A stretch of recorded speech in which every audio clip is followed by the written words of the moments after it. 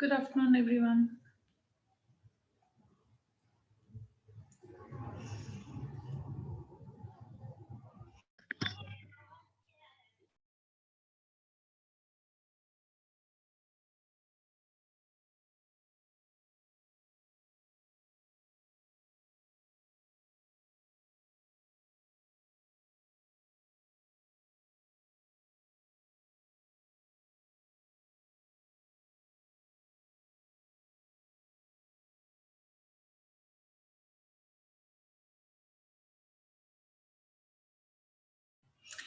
Hi, everyone. Let's wait for one more minute. Let others also join.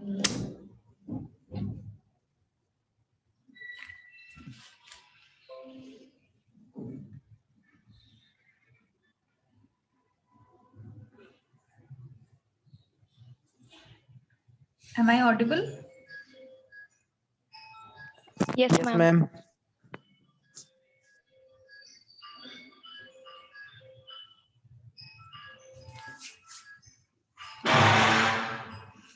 I think I'm audible now. आपको सबको आवाज आ रही है मेरी? Yes, ma'am.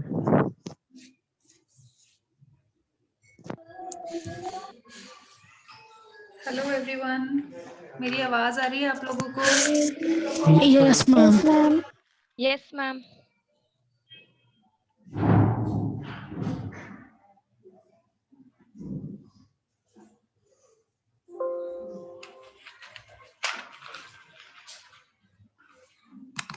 Hello. Hello. Hello, ma'am. Hello, ma'am. Hello, ma'am. आवाज आ रही है आप लोगों को मेरी? Yes, ma'am. Yes, ma'am. Yes, ma'am. Hello. Hello, ma'am.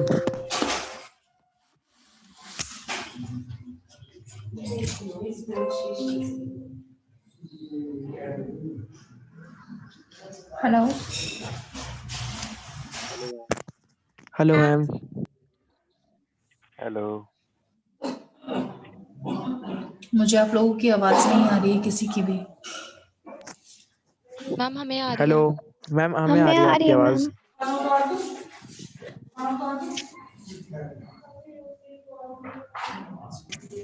Hello. Hello. Ma'am आपकी आवाज वॉइस क्लियर आ रही है मैम. लाइव कनेक्ट अगेन कैसे करना चाहिए? मुझे बिल्कुल आवाज आप लोगों की नहीं आ रही है आज. हमारी नहीं जा रही भाई. मैम की तो इधर आ रही है ना आवाज. अच्छा, सही आ रही है, बिल्कुल हाँ, क्लियर. वो मैम को मैम को मैसेज कर दो. मैसेज मैम ने Message डिसेबल सॉरी, off है. कर मुझे रखे हैं. बिल्कुल आप लोगों की ऑफ है. आवाज़ नहीं आ रही है. आपको मेरी आवाज़ अगर आ रही है तो मैं स्टार्ट करूं, फिर लेक्चर स्टार्ट मैम करूं? आ रही है आपकी आवाज. यस रेज Yes, हैंड कर कशिश, ma'am. दिया आई कैन हमने. See your hand raise Vineet, but I can not ma'am listen आ टू रही है यू आपकी पीपल. आवाज. मैम आप लोग हैंड बोल रेज रहे कर दी हैं, मैम. आ रही है सुनिए. आवाज. ओके, आप सभी को आ रही है, इसका मतलब आवाज़ मेरी. और यस मैम. मुझे नहीं आ रही है आप लोगों की आवाज़. अभी लो आ.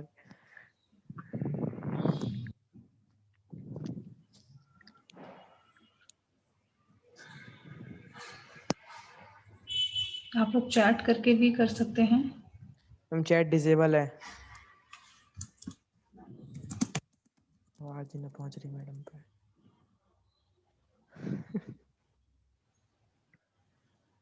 Can you hear me ma'am? Chat तो हो ही नहीं रही. ऐसे मैम कर सकती है ना. हाँ, तो हम नहीं कर सकते ना. मैम हमसे कह रही है ना चैट करने के लिए. हम कर नहीं सकते. चैट डिसेबल है यार. वही तो दिक्कत है. यस बेटा, आई कैन सी हाँ your hands raised. Ma'am hand raise कर रखे हैं, मतलब आवाज आ रही है आपकी. हैंड रेज करके ही क्या होएगा ma'am? Let me check with some ठीक कह other रहा भाई. microphone if I can bring. Hold on. हाथ ऊपर नहीं करने. रेज है.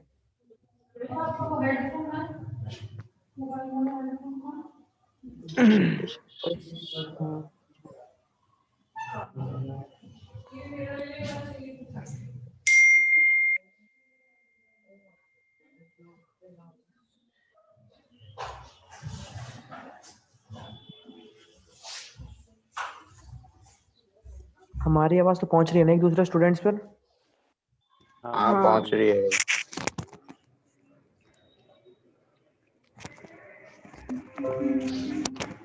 मैम के फिर माइक में कुछ गड़बड़ी हो गई। मैम के भी तो 2 वाईफाई लग रहे। Can you hear me now? Yes ma'am. Yes, ma'am. Yes ma'am, yes ma'am. Oh God. अब भी नहीं पहुंच रही आवाज। एक साथ यस वो तो बोलेगा। I'm really sorry. I think I should start. Can somebody give me a confirmation in the chat that you can hear me? Because I can't hear you. तो आप मैम लोग चैट में raise रिप्लाई कर hand सकते हो मुझे? Ma'am chat disable है, कहाँ से करें? Ma'am, the chat is disabled. Ma'am को आवाज ही नहीं पहुंच रही। दिया है। एक बार चैट में अगर कोई रिप्लाई कर सकता है तो मुझे बताइए, फिर मैं लेक्चर स्टार्ट करती हूँ। No, ma'am. चैट कहाँ से कर देंगे? 2 मिनट रुक। बेटा बोलने से कुछ नहीं हो रहा, आप लोग बोल रहे हैं आई कैन सी, बट मुझे कुछ सुनाई नहीं दे रहा है।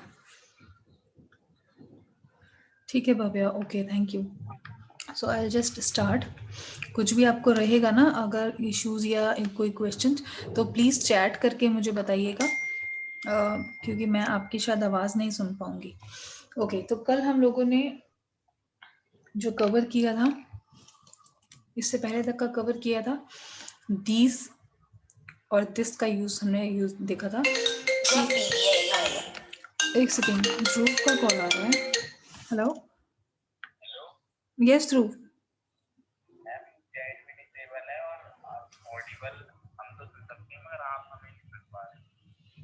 ये मुझे समझ आ रहा है ध्रुव। नहीं, चैट मैंने अभी सबके लिए इनेबल कर दिया, आप लोग कोई भी चैट कर सकता है। अभी भव्या का रिप्लाई आया है, ठीक है, चैट मैंने इनेबल कर दिया, तो चैट पर आप लोग कर सकते हैं बात। Okay ma'am. ओके, सो हमने दिस और दीज का यूज हमने कल पढ़ लिया था, जो कि कवर करता है कि कोई भी ऑब्जेक्ट्स या किसी भी चीज के लिए हम यूज करते हैं जो चीज हमारे पास होती है, नियर बाय है, तो हमने उसको बोल दिया दिस एंड दीज। लेकिन अगर कोई चीज दूर है तो हम वहां पर दैट यूज करते हैं, that and those. That is for singular, एक चीज है तो उसके लिए दैट यूज करेंगे, और अगर एक से ज्यादा चीजें हैं तो उनके लिए हम दोज यूज करेंगे। और वो चीजें अगर हमारे पास नहीं है, दूर हम कहीं दिखा के किसी को कुछ एड्रेस करना चाहते हैं इंग्लिश में, तो हम फिर उसको इस तरह से बोलते हैं कि that is a lake, those are mountains. और अगर वो माउंटेन्स हमारे बिल्कुल पास है तो हम बोलेंगे दिस इज अ माउंटेन, और these are mountains. So this और दीज पास के लिए, दैट और दोज दूर के लिए, ठीक है। Next is what is that, what are those. अब दिस, दोज, दैट, ये सब चीजें जो हैं डब्ल्यू फैमिली के वर्ड्स के साथ अगर हम यूज करें तो वो क्वेश्चन बन जाते हैं। What is this, what is that, what are those, what are these, इस तरह से। तो इज एम आर का भी हमको ध्यान रखना है कि दैट और दिस के साथ तो इज आएगा, दीज और दोज के साथ आर आएगा, और हम व्हाट लगा के उसको एज अ क्वेश्चन पूछ सकते हैं। व्हाट इज दिस, ये क्या है, या व्हाट इज दैट, वो क्या है। ओके,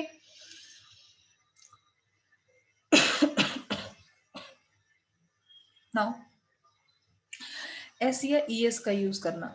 कोई भी एक चीज है, जैसे चेयर, चेयर, टेबल, तो वो एक चीज है, अगर हमने उसके आगे एस लगा दिया तो चेयर्स, टेबल्स प्लूरल बन जाता है। Plural, singular is one, plural is more than one, चाहे वो 2 हो, चाहे वो 10 हो, चाहे वो 50 हो, चाहे वो 50 लाख हो, तो प्लूरल हो जाता है एक से ज्यादा। तो अगर हम किसी एक चीज को एड्रेस कर रहे हैं और वो नाउन है, नाउन का मतलब संज्ञा है या कोई चीज है, जैसे कि टेबल, चेयर हो गया, कोई भी एक ह्यूमन है, अगर एक ह्यूमन भी है, तो भी हम उसको उसके आगे एस या एस तब लगाएंगे जब वो सिंगुलर और सिंगुलर नहीं है और प्लूरल है या एक से ज्यादा है। बहुत सारे वर्ड्स होते हैं जिसमें सिर्फ एस लगता है, और बहुत सारे वर्ड होते हैं जिसमें ES लगता है। ऐसा कोई रूल नहीं है कि हमें पता चले कि किस वर्ड में S लगाना है और किस वर्ड में ES लगाना है, ऐसा कोई रूल इंग्लिश का नहीं है। हमें आहिस्ता आहिस्ता लफ्ज़ों को, वर्ड्स को लर्न करते करते ही पता चलता है कि जैसे बॉस का बॉसेस है, बॉसेस, टैक्स का टैक्सेस है, ये ES वाले वर्ड्स हैं। बुश का बुशेस, BUSHS लिखेंगे वो गलत होगा, बुशेस, बॉसेस, टैक्सेस। और जो ये कैट हो गया या चेयर हो गया, टेबल हो गया, ये वर्ड्स में हम S लगाते हैं तो वो प्लूरल बन जाता है। डे का डेज, फेस का फेसेस, चेयर का चेयर्स, टेबल का टेबल्स, कैट का कैट्स, डॉग्स, ये सब प्लूरल बनता है। तो इसमें S लगा के हमने प्लूरल बना दिया। बहुत सारी और भी वर्ड्स होते हैं जिसमें कि हम प्लूरल बनाने के लिए S या ES का यूज नहीं करते, बट ये एक रूल है कि कोई भी वर्ड जो वाई से, जनरली ज्यादातर होता है कि कोई भी वर्ड अगर वाई से एंड हो रहा है, जैसे फ्लाई, सेकंड वाला कॉलम देखेंगे हम, फ्लाई, ट्राई, करी, तो वाई वाला जो है, ये वाले वर्ड्स को अगर हमें प्लूरल बनाना होता है तो हम वाई को हटा के IES लगाते हैं, तब वो प्लूरल बनता है। Flies, tries, curries. कुछ वर्ड्स होते हैं जो कि ई से एंड होते हैं, जैसे कि वाइफ, नाइफ, इनका प्लूरल बनाने के लिए हमको ई हटा के VES लगाना पड़ता है, तब वो प्लूरल बनते हैं। तो ये सारे प्लूरल होने के नाउन वो है, फॉर्म्स एक तरीके से हैं, और हम इनको यूज कर सकते हैं। कुछ तो रूल्स हैं, जैसे कि VE को हटा के हमने नाइफ, वाइफ, इन सब चीजों को हटा के हमने ES लगाया, या है ना, ES नहीं, VES लगाया। और कुछ वर्ड्स हैं जो सिंपल हैं जिनमें S और ES को प्लूरल बनाने के लिए हमें S और ES को ऐड करके प्लूरल बना सकते हैं हम। और कुछ हैं जैसे कि सेकंड वाला मैंने आपको बताया कि जनरली जो वर्ड्स वाई से एंड हो रहे हैं, उन वर्ड्स को वाई की जगह हटा के IES लगाएंगे।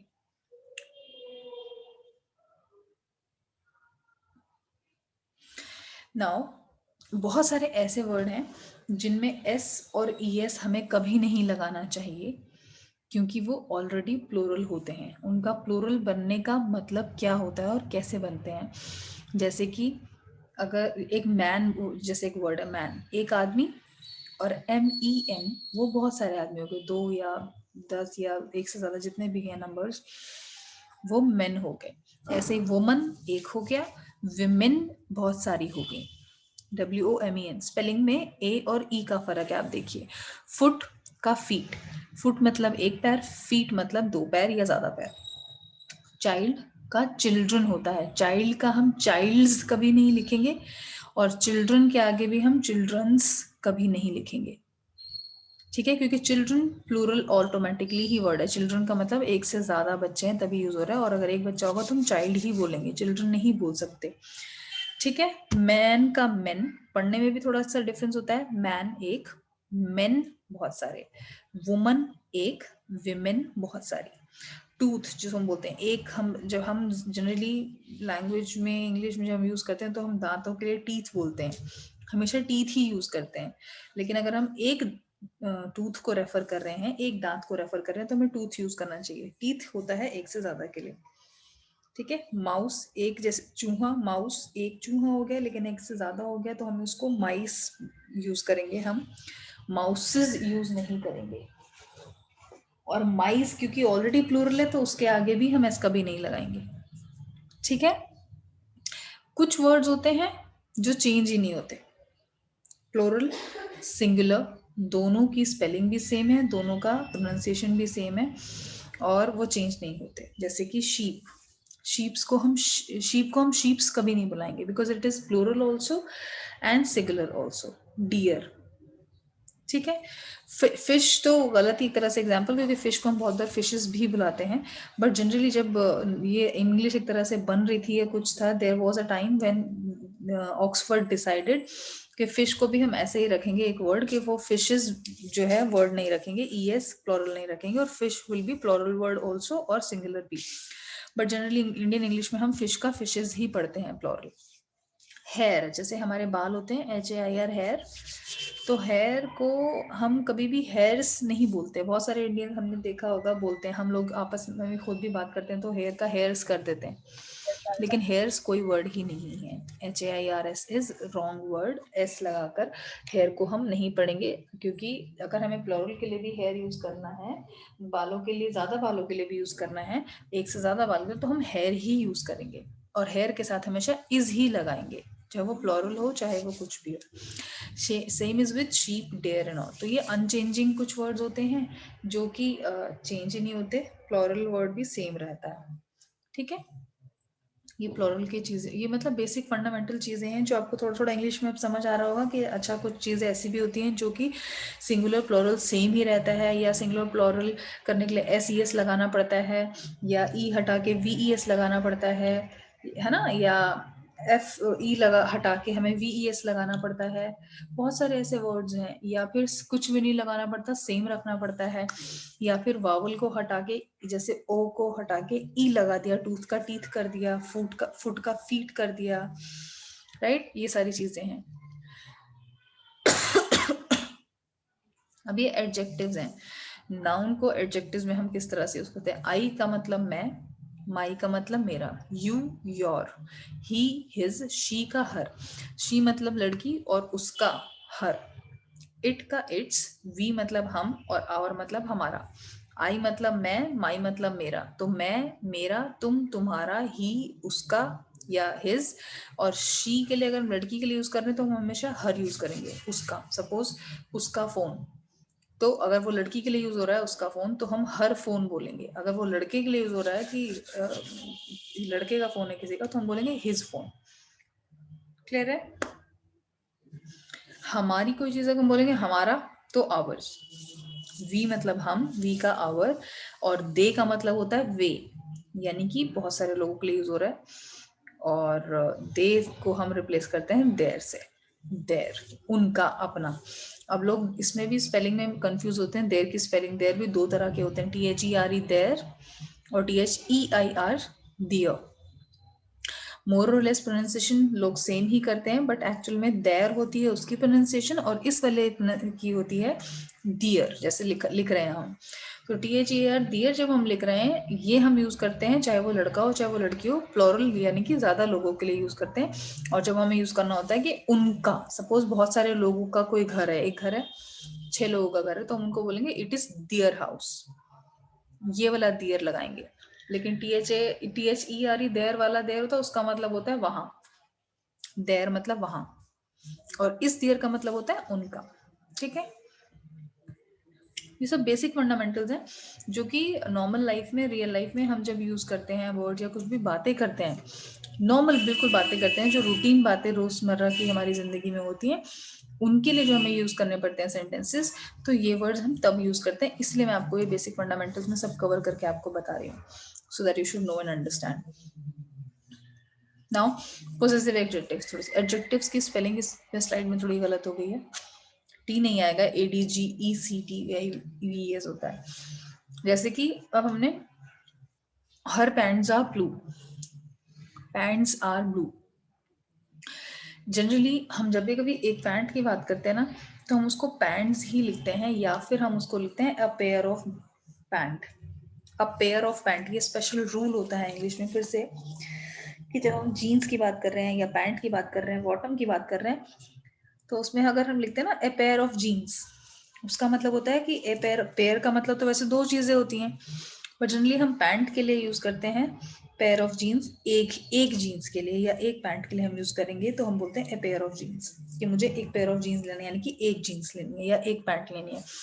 इसलिए यहाँ पर देखिए हर पैंट्स आर ब्लू लिखा है, हर पैंट इज ब्लू नहीं लिखा। ठीक है, his shirt is new, is लगा हुआ है का मतलब एक शर्ट है, हिज ये लड़के की शर्ट है, अगर लड़की की होती तो होता हर शर्ट इज न्यू, इसकी शर्ट न्यू है या उसकी शर्ट न्यू है। दिस इज आवर हाउस, जो वी था, हमारा घर हमारा है, तो this is our house. This का मतलब क्योंकि शायद पास है चीज, इसलिए हम दिखाते हुए बोल रहे हैं कि ये हमारा घर है। अगर दूर होता तो हम बोलते हैं दैट इज आवर हाउस। ठीक है, this is her cat, her का मतलब किसी लड़की की कैट है, अगर लड़के की कैट होती तो दिस इज हिज कैट, ये उसकी कैट है।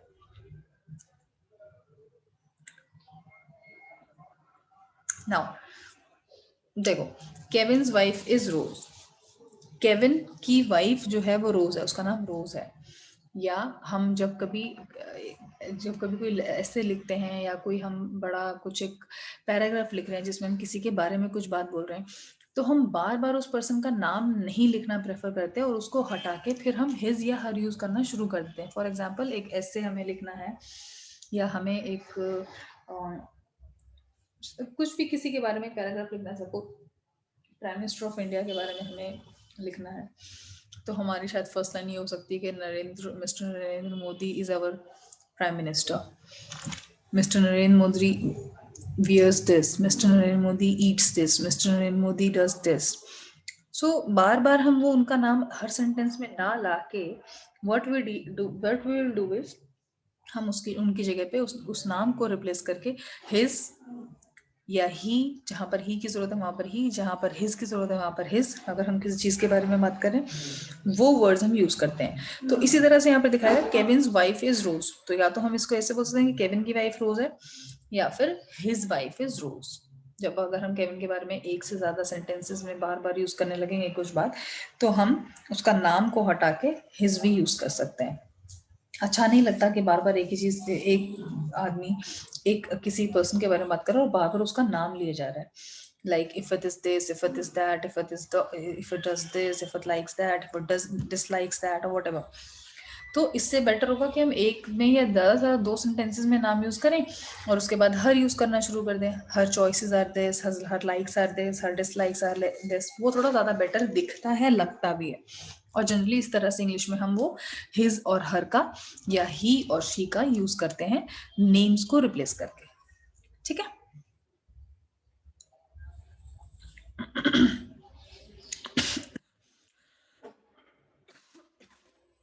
इसमें मेन था एपोस्ट्रोफी, भी मैंने एक कॉन्सेप्ट भूल गई।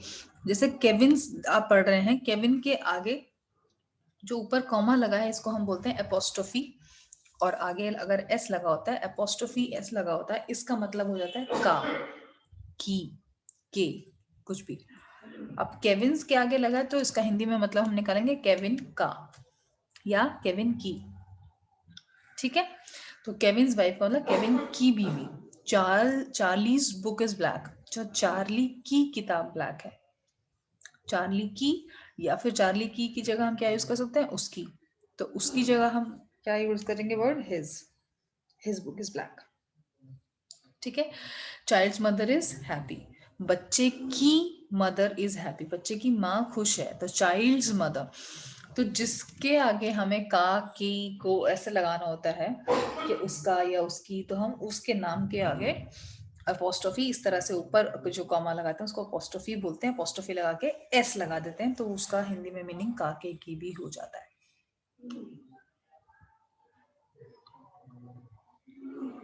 प्रेपोजिशन ऑफ प्लेस, किसी भी जगह अगर हम जा रहे हैं, आना जाना कर रहे हैं, किसी भी जगह की हम बात कर रहे हैं, चाहे वो घर हो, कमरा हो, रोड हो, कार हो, ठीक है, तो उस जगह के लिए हम प्रेपोजिशन क्या यूज कर सकते हैं, इन, ऑन, एट, ये प्रेपोजिशंस होते हैं।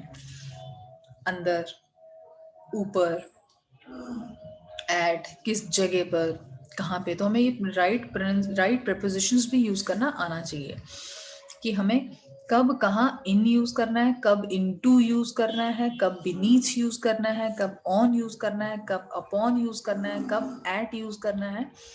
सारे प्रेपोजिशंस हैं जो हमें in a sentence we should be knowing कि हमें एक्चुअल में हम क्या बोलना चाह रहे हैं। We should first be knowing कि हमें हिंदी में जैसे हम अपनी लैंग्वेज में अंडरस्टैंड करते हैं कि हमें ये बोलना है, और फिर हम ट्रांसलेट करने की कोशिश करते हैं। सो जनरली जिसकी बेसिक लैंग्वेज ही इंग्लिश है और जो हिंदी में सोचता ही नहीं, वो इंग्लिश में ही सोचेगा। Bhavya, on to can also be, yes, it is also one of the prepositions, but it depends where we have to use what. There is, I would say, there are few rules which are in English, जो कि Oxford ने, या जो Oxford की अगर हम बात करें, क्योंकि हम ब्रिटिश इंग्लिश को फॉलो करते हैं जनरली इंडिया में, अदरवाइज अमेरिकन भी अपनी अलग इंग्लिश का कॉन्सेप्ट है उनका, वहाँ पर वो बहुत अलग है उनके कॉन्सेप्ट। तो ऑक्सफोर्ड को मैं बार बार इसलिए बोल रही हूँ क्योंकि ब्रिटिश इंग्लिश जो है, ब्रिटेन की जो है, जो इंग्लैंड में लोग बोलते हैं, जो यहाँ पर अंग्रेजी छोड़ कर गए हमारे देश में, कंट्री में, इंडिया में, पार्टीशन से पहले, या वो जिन्होंने हमारे ऊपर राज किया 200 साल अंग्रेजों ने, उनकी अंग्रेजी की अगर हम बात करें तो वो ऑक्सफोर्ड को रेफर करते हैं जो उन्होंने इंग्लिश बनाई। और एक्चुअल में अंग्रेजी है भी अंग्रेजों की ही, जो बाद में अमेरिकन ने अपना कॉन्सेप्ट बना लिया, या ऑस्ट्रेलियंस ने अपना कॉन्सेप्ट बना लिया, या कनाडा ने अपना कॉन्सेप्ट बना लिया कि हम इस तरह से इंग्लिश बोलेंगे, हम इस तरह से बोलेंगे, स्पेलिंग ये चेंज कर देंगे, नहीं करेंगे। वो सारी चीजें थोड़ी एक तरह से इसका मैनिपुलेटिव फॉर्म हो गई, बट एक्चुअल में इंग्लिश जो है वो ब्रिटिश कॉन्सेप्ट ही है जो हम पढ़ भी रहे हैं, और इंडिया में जनरली हम वही फॉलो करते हैं। तो ऑन टू जैसे आपने बोला, अपॉन बोला, तो इन सब चीजों के लिए कोई ऐसा हार्ड फास्ट रूल्स नहीं, हर चीज के लिए रूल्स नहीं बनाया ऑक्सफोर्ड ने। कुछ चीजों के लिए रूल्स बनाए, जैसे मैंने बताया कि आई के साथ स्पेशल रूल बना दिया एम। अब उसको कोई क्वेश्चन नहीं कर सकता कि क्यों भाई एम क्यों बनाया, यू के साथ भी हम एम यूज कर सकते हैं, या है ना ऐसा कुछ। तो that is a rule which is made, the people who would follow English will have to follow that rule and you have to speak it in this way only. तो प्रेपोजिशंस के साथ भी है कि इन का मतलब होता है मे, किसी चीज में, तो house, in the house, in the room, in the car, that wise. बहुत माइनर से ना डिफरेंसेस होते हैं इन सब वर्ड्स में, जैसे ऑन, अपॉन या बीनीथ, इनमें डिफरेंस बहुत कम है, बहुत कम माइनर से डिफरेंस है, but we should be knowing कि क्या एक्चुअल में कहाँ पर हमने क्या यूज करना है। जैसे कि on the table, on the chair, chair के ऊपर कोई बैठा है तो ऑन द चेयर, या चेयर के ऊपर, टेबल के ऊपर कुछ रखा है तो ऑन द टेबल हमने बोल दिया। ऑन का मतलब एक तरह से ऊपर भी हो गया, मगर कैसा ऊपर हुआ। बीनीथ, बीनीथ का मतलब होता है जैसे एक तरह से किसी चीज के नीचे, बट अंडर भी होता है, नीचे अंडर भी is also having the same meaning. तो बहुत सारे सिनोनिमस वर्ड्स हैं, और प्रेपोजिशन भी एक तरह से सिनोनिमस होते हैं, एक या दो तीन प्रेपोजिशंस बना दी जिनका मीनिंग मोर और लेस सेम ही है, but we should be knowing कि कहाँ पे क्या यूज करना है। आहिस्ता आहिस्ता यूज करते करते when we will I mean follow these things in our spoken English और written English, we should then be understanding. ठीक है, on a balcony, on a road. और जनरली हम as an Indian we will use, हम इसको पढ़ेंगे इन दी balcony, क्योंकि जैसा हम हिंदी में बोलते हैं हम इसको एग्जैक्टली इंग्लिश में प्रोनाउंस ट्रांसलेट करके बोलने लगते हैं, जो कि बहुत सारी जगहों पे गलत हो जाता है। जैसे कि हम अगर हिंदी में बोलेंगे मैं बालकनी में खड़ी हूँ, तो इसकी इंग्लिश हम बनाएंगे I am standing in the balcony, but that will be wrong. On a balcony is the correct thing. ठीक है, that was it is। so on to, upon, into, in, ये सब चीजें हैं अलग अलग। एट हम कब यूज करते हैं, जब हम किसी जगह पर कहीं पर, जैसे at the bus station, at the door, at the work, at the home. At times से भी होता है कि I am at the home, कि मैं कहाँ पे हूँ, घर पे हूँ, काम पे हूँ, दरवाजे पे हूँ, बस स्टेशन पे हूँ, रोड पे हूँ, आई am at the road. I am on the road भी आपने सुना होगा, बहुत बार लोग बोलते हैं I am on the road. But you can say that English is also a flexible language, because as far as people are speaking it and the other person is able to understand it, because generally जो हम पढ़ रहे हैं, कुछ भी करना, कुछ भी कम्युनिकेशन के बारे में पढ़ रहे हैं, हमारा बेसिक जो काम है वो है कि what exactly we want our message is to be transferred to the other person in a manner the way we want, या वो बस समझ जाए हमारी बात को जिस तरह से हम चाह रहे हैं। तो जनरली क्या होता है, कुछ लोग होते हैं, हम इंडियंस भी होते हैं, ऐसे बोलते हैं ठीक है अच्छा इसको इन करके यहाँ पर यूज करना है, एट यूज करना है, ऑन यूज करना है, हम तो ऐसे यूज करेंगे। This is Indian concept. However Indian concept English का कोई भी नहीं है। दिव्या क्या लिख रहे हो बेटा?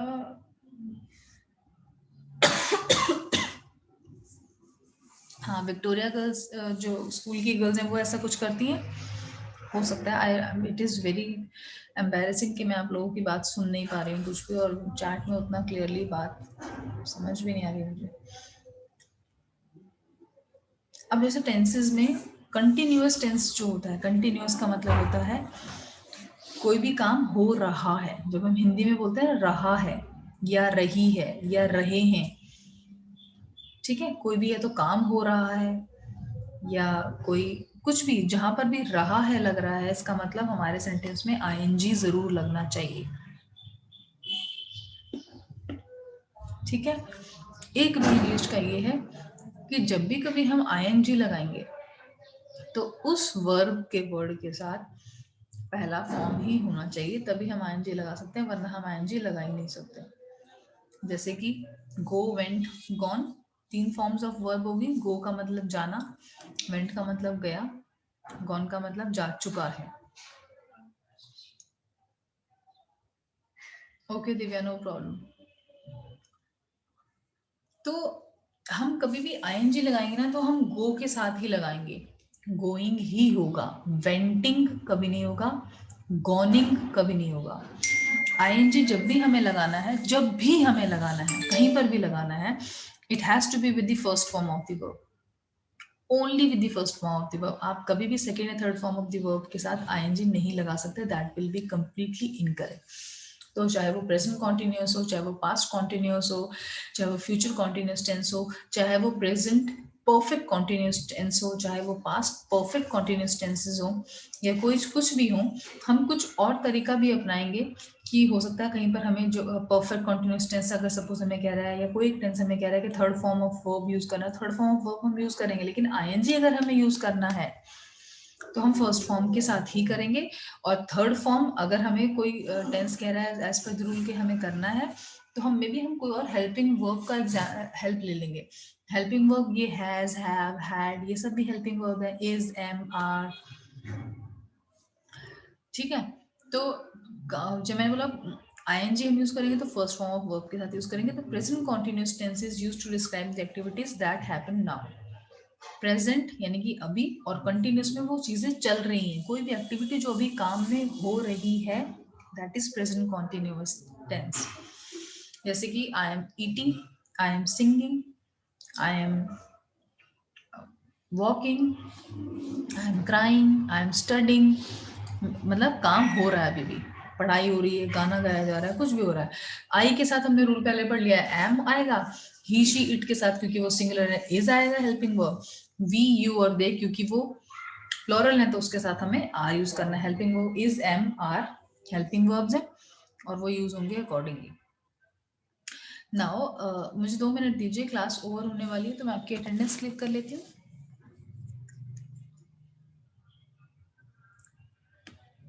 होल्ड करिए आप लोग।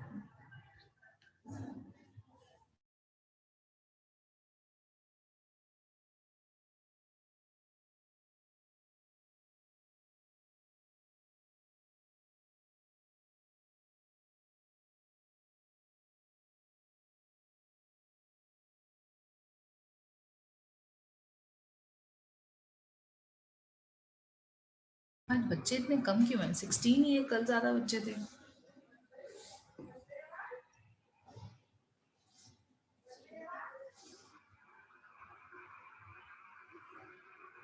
ये सब मैं थोड़ा डिटेल में आपको कल की क्लास में कवर करूंगी, और तो जितना भी हो सकता है हम लोग करते हैं। प्रेजेंट कंटिन्यूअस मैंने आपको बताया, कोई भी काम हो रहा है और वो कंटिन्यूटी में चल रहा है तो वो कंटिन्यूअस टेंस है। और वो हमें पता कैसे चलेगा कि कंटिन्यूटी में कोई काम हो रहा है? जब हमें सेंटेंस में वर्ब के साथ आईएनजी दिख जाएगा का मतलब वो काम हो रहा है। आई एम सिंगिंग का मतलब है मैं गाना गा रही हूँ, या अगर कोई लड़का अपने लिए यूज कर रहा है तो उसका मतलब हो जाएगा मैं गाना गा रहा हूँ, ठीक है। अगर हम मैं की जगह ही शी इट करना चाहते हैं कि वो गाना गा रहा है या वो गाना गा रही है, तो फिर वो ही शी करके इज आ जाएगा, इज सिंगिंग। या एक से ज्यादा लोग हैं तो या तो वो हम होंगे एक से ज्यादा लोग, या वो तुम हो सकता है, या वो लोग हो सकते हैं। तो हम जो ये 3 वर्ड यूज कर सकते हैं, वी, हम, दे, वो, यू मतलब तुम। You are singing, we are singing, they are singing.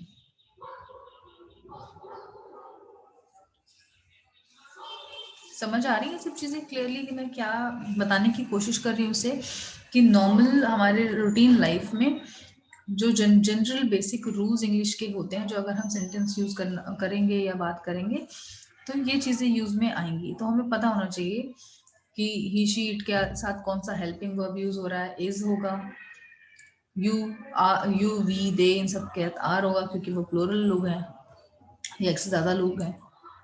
अब अफर्मेटिव एक सेंटेंस हो गया जो कि क्लियर कॉमन एक सेंटेंस है, उसी को अगर हम नेगेटिव बनाना चाहते हैं तो नॉट लगा देंगे, क्वेश्चन बनाना चाहते हैं तो हेल्पिंग वर्ब को आगे ले आके बाकी एज इट इज लिखेंगे और क्वेश्चन बन जाएगा। अफर्मेटिव सेंटेंस है जैसे I am dancing, I am dancing को अगर मैंने नेगेटिव या क्वेश्चन में लेके जाना है, तो एम को मैं आई के पहले लगा दूंगी और एज इट इज लिख दूंगी एम आई डांसिंग, वो क्वेश्चन हो जाएगा, क्या मैं डांस कर रही हूँ, क्वेश्चन। यू आर ईटिंग, तुम खाना खा रहे हो, आर यू ईटिंग, क्या तुम खाना खा रहे हो, ठीक है। तो ये हेल्पिंग वर्ब जब पहले लग जाते हैं तो उसमें क्या ऑलरेडी अपने आप जुड़ जाता है सेंटेंस में और वो क्वेश्चन बन जाता है, क्या तुम खा रहे हो, क्या मैं डांस कर रही हूँ, क्या वो सो रहा है, क्या वो पढ़ रहा है, क्या वो दौड़ रहा है, आर वी वॉकिंग, क्या हम चल रहे हैं, क्या हम स्टडी कर रहे हैं, ऑल दिस थिंग्स। ऑटोमेटिकली क्या जुड़ जाता है जब भी helping verb is, am, are करके हम से शुरू करते हैं सेंटेंस तब। और या फिर डब्ल्यू फैमिली के वर्ड, जो डब्ल्यू एच फैमिली के जो वर्ड है, व्हाट, हु, हुज, ये सारे, व्हेन, वेयर, ये सारे वर्ड से अगर शुरू हो रहा है तो वो ऑटोमेटिकली क्वेश्चन है ही। अफर्मेटिव सेंटेंस को सिंपल नेगेटिव बनाने के लिए हमको नॉट यूज करना पड़ता है।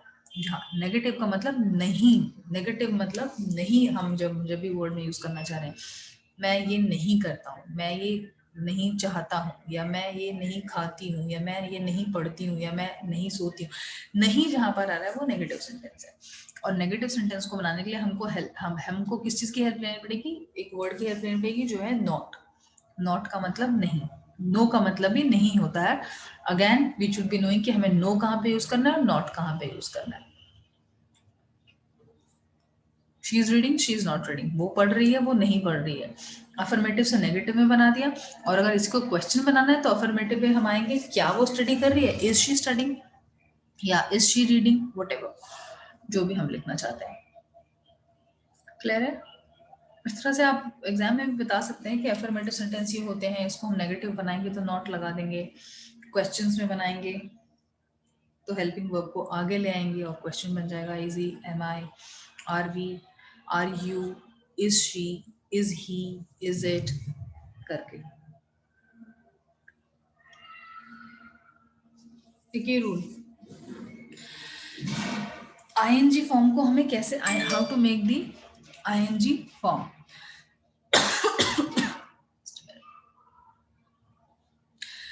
वॉवल और कॉन्सोनेंट्स हमको पता है, हम सभी को वॉवल्स और कॉन्सोनेंट्स कौन से होते हैं, ए टू जी, जो भी हमारे 26 अल्फाबेट्स हैं इंग्लिश में। हम बहुत ज़्यादा फेनेटिक्स में अगर डिटेल में मैं नहीं भी जाके आपको समझाऊं तो हमें 5 तो वॉवल्स हैं, ए, ई, आई, ओ, यू, और उसके अलावा जो भी सारे बच गए अल्फाबेट्स ए से जेड तक, वो सारे कॉन्सोनेंट्स हैं। तो जैसे कि swim, swimming, hit, hitting, get, getting.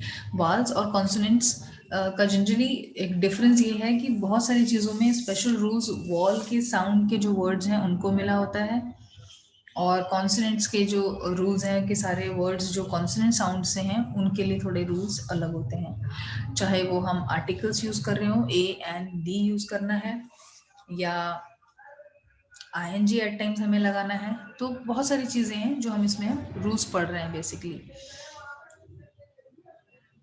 Double the consonant and then add the ING, ये एक रूल है जो हम बता रहे हैं कि आईएनजी अगर हमें लगाना है तब हम कैसे करेंगे, आईएनजी लगाना है तब हम क्या करेंगे। जैसे स्विम के आगे हमने डबल एम लगाया तब हमने आईएनजी लगाया, क्यों, क्योंकि इसमें एक वॉवल है और एक कॉन्सोनेंट साउंड। स्विम, इसमें वाल क्या हो गया, आई हो गया, हिट में भी एक वाल हो गया, आई, गेट में भी एक वाल हो गया, ई।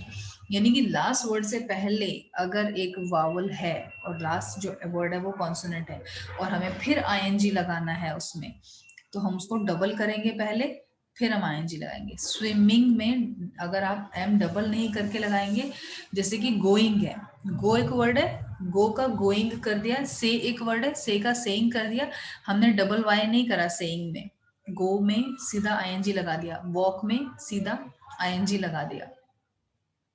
तो इसमें बेसिकली ये जनरल रूल है कि फर्स्ट जो फॉर्म ऑफ वर्ब है उसमें हमें सिंपली आईएनजी ही लगाना है, लेकिन अगर एक वाल और एक कॉन्सोनेंट है तो डबल हमें करना पड़ेगा। एक जो कॉन्सोनेंट है, जैसे हमने डबल एम कर दिया, डबल टी कर दिया, गेटिंग डबल टी कर दिया, ये सब। और सेकेंड रूल, ये मैं आपको ये वाली स्लाइड फिर से दोबारा कल में बताऊंगी, भी क्लास ओवर होने वाली है, ठीक है। मैंने आपकी अटेंडेंस ले ली, आप लोग आज 15 ही लोग हैं क्लास में से जो try to attend more and more classes, बाद में अटेंडेंस शॉर्ट नहीं पड़े आप लोगों के लिए, ठीक है। ये मैं आपको 2-3 स्लाइड्स बचे कल करूंगी, फिर नेक्स्ट जो टॉपिक है वो will start tomorrow. Good luck everyone, have good day, bye bye, take care.